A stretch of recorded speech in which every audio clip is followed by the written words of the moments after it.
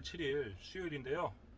어제는 뭐 휴무였고 그제 또 월요일날 제가 수원으로 용달협회로 또 출장을 갔는데 고객님이 잘못 알고 계셔가지고 일이 진행을 안 됐어요. 일이 진행이 안 됐는데 이 고객님들이 잘 모르고 계시는 것들이 있어가지고 제가 좀 말씀을 드리겠습니다.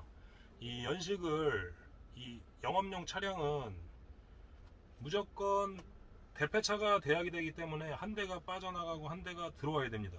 무조건 한 대가 빠져나가지 않은 상태에서는 한 대가 들어올 수가 없어요. 그래서 양도하시는 분들이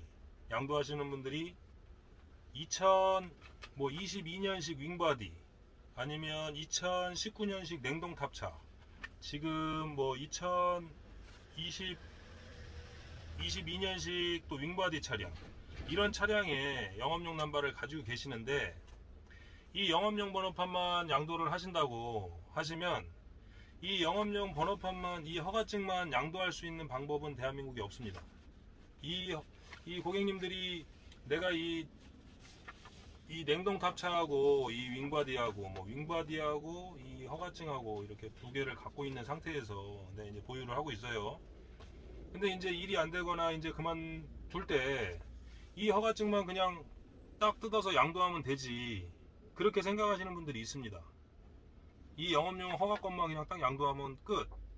그러면 참 좋아요. 이 영업용 허가권만 사실 분한테 사실 양도하게 하고 이 차는 그냥 바로 자가용으로 본인 앞으로 이제 등록이 되고 이러면 좋은데, 이 허가증만 양도할 방법이 없다 보니 이 허가증을 양도하면 누군가는 사겠죠. 양수하시는 분이. 이 허가증만 양수받는 분은 내가 신차를 사거나 아니면 본인이 가지고 있거나 차량을 가지고 있거나 아니면 중고 차량을 어디서 구입을 하시거나 아니면 어디 지인한테 차량을 받거나 그 받는 그 승용차에다가 영업용 허가권만 양수를 받기 위해서 이 영업용 허가권을 사시는 거예요. 양수받는 거예요. 그러면 양수받는 분한테 이 허가증이 넘어가면 이 허가증에 붙어있는 이 차량도 넘어갔다가 이전이 됐다가 다시 이 영업용 허가권만 양도하신 분한테 다시 자가용으로 등록이 되고, 자가용을 갖고 있는 분한테 이게 달리면서 영업용이 되고, 이렇게 한 대가 빠져나가면서 한 대가 들어오는 거예요. 무조건 어떻게든 이 물체만 빠져나갈 수는 없습니다. 이 방법은 없고 이 허가증에 붙어있는 차가 무조건 넘어갔다가 빠져나와야 돼요. 이 절차를 안 밟고는 이 허가증만 양수 대폐차 될 수 있는 방법이 없습니다. 그래서 이 2022년식 윙바디나 2022년식 포터나 이런 차량을 가지고 있는 고객님들은 이 허가증이 넘어가고 차량이 이전될 때 여기에서 취등록세가 한번 나오고, 자가용으로 또 등록될 때 취등록세가 또 한번 나옵니다. 그럼 이 넘어갈 때 또 나오고 나갈 때 또 나오고 취등록세가. 근데 연식에 따라서 이 취등록세가 틀린데 2022년식 같은 경우는 취등록세만 한 60만원, 70만원 정도 나올 거예요. 넘어갈 때. 그리고 자가용으로 또 등록될 때 또 70만원, 80만원 정도 또 나오고. 그럼 이렇게 하면 양수 받는 분이나 양도 또 이 영업용 번호판만 양도하시려고 하시는 분들이 굉장히 불이익을 받기 때문에 이 소형 화물 같은 경우는 저희가 이제 다른 거 다마스나 라보로 대폐차를 한번 해서 이렇게 이제 양도하시고 양수받고 이거를 이제 도움을 드리고 있어요. 그래서 월요일날 제가 출장을 갔을 때도 이 고객님 같은 경우는 2019년식 냉동 탑차를 가지고 계시는데, 이 고객님 이제 대폐차 끊어가지고 이 차는 본인이 타시니까 그냥 자가용으로 바로 등록을 해드리고 변경으로 등록하면 그날 당일날 등록이 됩니다. 그리고 여기에다가 이제 다른 물체를 하나 저희가 이제 이전을 해서 살 사람, 즉 이제 이 양도 받으려고 하시는 분한테 이 허가권 양도하고 차량 넘겼다가 차량은 이제 우리가 원점으로 다시 가져오고 이렇게 하는데, 이 고객님 같은 경우는 그렇게 이제 제가 설명을 하고 출장을 갔기 때문에 제가 서류를 다 준비를 해서 하실 수가 있었는데, 또 한 번 이 고객님 같은 경우는 2022년식 윙바디 차량을 가지고 계세요. 이 윙바디 차량을 가지고 계시는데 이 고객님도 영업용 허가권만 양도를 하고 싶다 해서 제가 이제 출장을 나갔는데, 2022년식 윙바디라고 그러면 저희가 이제 아마 서류를 준비를 해서 가서 이제 마무리를 해드렸을 텐데, 이 고객님이 말씀하시기를 저한테 이제 2011년식 남바다. 2011년식 남바는 이 허가증이 넘어가면서 취등록세가 얼마 안 나오기 때문에 이 차량까지 넘어가도 한 5만원에서 10만원 정도밖에 안 나오기 때문에 상관이 없어요. 대표차를 이렇게 굳이 할 필요가 없어요. 그냥 이 영업용 허가증 양도하시고, 만약 2011년식이면 이 허가증 양도하시고 차량 양도했다가 다시 받으면 돼요. 자가용으로. 그리고 그렇게 하면 되는데 막상 가니까 2022년식인 거예요, 차량이. 그래서 고객님은 왜 2011년식이라고 그랬는데, 남바가 2011년식이라고 그랬는데 왜 차가 2022년식이냐고 했더니 2011년식에 자기가 영업용 남바를 구입을 했대요. 구입을 하시다가 얼마 전에 이제 2022년 4월 달에 이제 대폐차를 해서 윙바디 차량에 이제 붙여놓은 거죠. 그래서 자기가 2011년식에 사니까, 시작을 했으니까 이 남바가 계속 2011년식 남바인지 알았다고 그러더라고요. 그래서 이 영업용 허가권이 2011년식에 자기가 달았더라도 지금 2022년 4월식에 이제 대표차를 하셨어요, 이 차량에. 그러면 이 남바는 2022년 4월식 남바가 되는 겁니다. 이 차가. 이 차 대표차 되면, 그러니까 기존에 자기가 이제 자가용으로 달려고, 자가용 차가 있고 영업용 차가 있는데, 영업용은 이제 양도하시는 분이고 자가용은 이제 양수 받으려고 하시는 분들인데, 양도되는 차보다, 이 빠져나가는 차보다, 한 대가 빠져나가고 한 대가 들어오는 과정에서 이 빠져나가는 차보다 들어오는 차가 무조건 연식이 좋아야 돼요. 2011년식이 빠져나갔는데 2022년식이 들어왔다. 그러면 이 남바는 계속 2011년식이 아니고 2022년식으로 바뀌는 거죠. 그러면 이 남바는 만약에 사시려고 하시는 분이, 자가용을 갖고 있는 분이 2019년식 남바를 내가 2019년식 내가 포터를 자가용으로 살라고 2019년식을 사고 거기에다가 영업용 남바를 붙이려고 하면 이 2022년식 남바는 못 붙이는 거죠. 2019년식 남바, 자가용 차량에 남바를 붙이기 위해서는 2019년식보다 하루라도 더 오래된 차, 자가용 차보다 하루라도 더 오래된 차가 빠져나가고 그 차가 들어와야 됩니다. 그게 들어오면 또 이제 연식은 바뀌는 거죠. 그 차량으로. 예, 그 차량으로 이제 연식이 바뀌니까 나가는 차보다 무조건 들어오는 차가 좋아야 된다. 근데 들어오는 차가 만약에 신차나 3년 미만의 차량은, 내가 차를 산 지가 3년이 안 됐어. 그러면 아무 영업용 번호판을 양수 받으셔도 상관이 없습니다. 3년 미만의 차량은 아무 영업용 번호판이나 양수를 받으셔도 상관이 없습니다.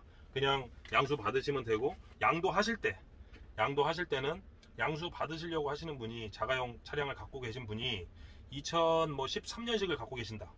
그러면 빠져나가는 차는 2013년식보다 더 오래된 차량, 2012년식이라든지 11년식이라든지 그 차량이 자가용으로 빠져나가고 2013년식이 들어오고, 그러면 그 남바는 또 2013년식이 되고, 이 고객님이 또 일을 하시다가 양도를 하셨다. 근데 양도 받는 분이 2022년식이다. 그럼 그 남바는 또 2022년식으로 바뀌는 겁니다.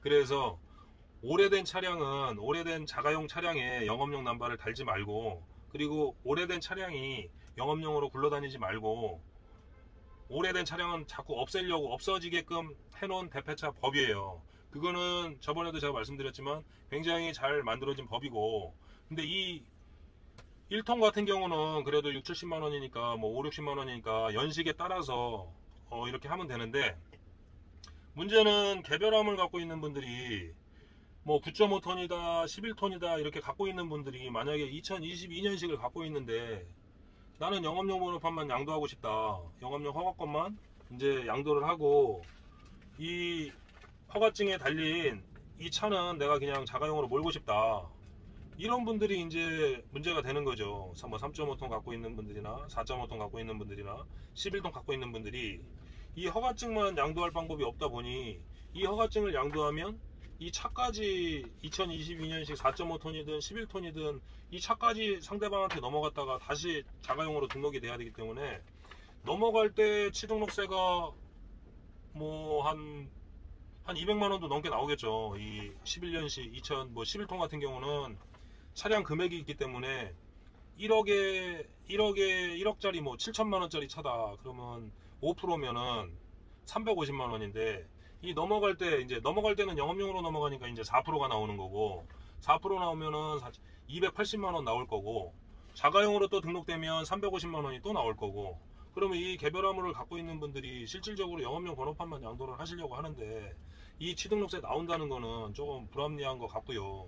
예, 이 불합리한 거는 어떤 취입회사 같은 경우는 내가 들어갈 때 취등록세를 한번 냈으면 나올 때 위스탁 해지계약서를 써가지고 그걸 첨부하면 취등록세가 안 나와요.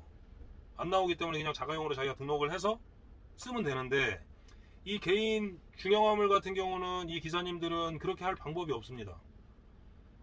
이 차량은 본인이 쓰고 영업용 번호판을 양도하기 위해서는 영업용 번호판을 허가증이 넘어가면서 차가 넘어갔다가 다시 등록이 돼야 돼요. 취등록세를 2번 내는 수밖에 없습니다. 그 과정에서 취등록세가 굉장히 많이 나오는 거죠.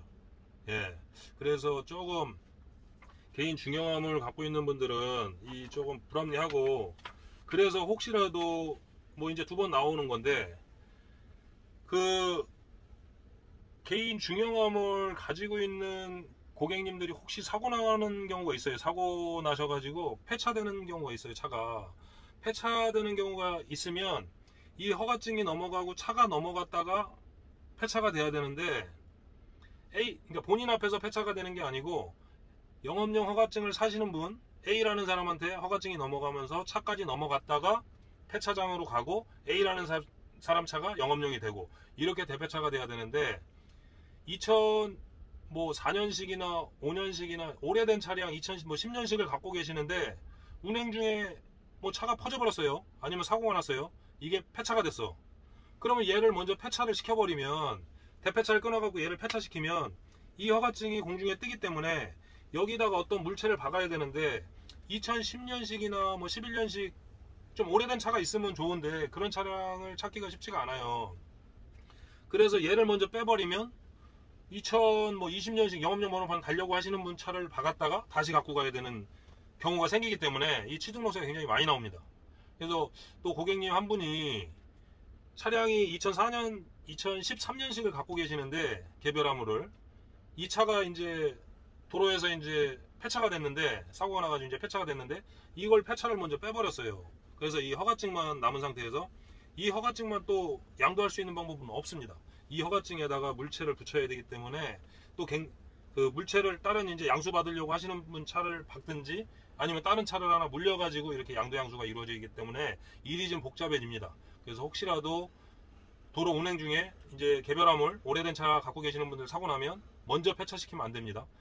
A라는 사람한테 허가증 넘기고 차 넘어갔다가 그 다음에 폐차장으로 가야 됩니다. 예, 그래서 영업용 하시는 분들한테 이렇게 문의 주시면 안내를 해드리니까 저희한테 이제 영업용 또 혹시 그만하시려고 하시는 분들 이런 경우 있으면 저희한테 연락 주시면 저희가 또 안내해 드릴 거니까, 양도하시는 분들이 그냥 영업용 허가권만 그냥 딱 양도하시면 끝나는 줄 알고 있는 분들이 굉장히 많더라고요. 근데 영업용 허가권만 양도해서 끝날 방법은 대한민국에 없고, 허가증만 양도하면 허가증에 붙어있는 차까지 같이 양도됐다가 다시 나와야 된다. 무조건 한 대가 빠져나오고 한 대가 들어와야 된다. 이 대폐차를 거치지 않고는 대한민국에서 번호판을 양도할 방법도 양수받을 방법도 없다. 예, 이렇게 말씀드리고, 오늘도 6월 7일 수요일인데 이번 주 한 주도 또 활기차게 파이팅 하셨으면 좋겠습니다. 자, 최영화였습니다.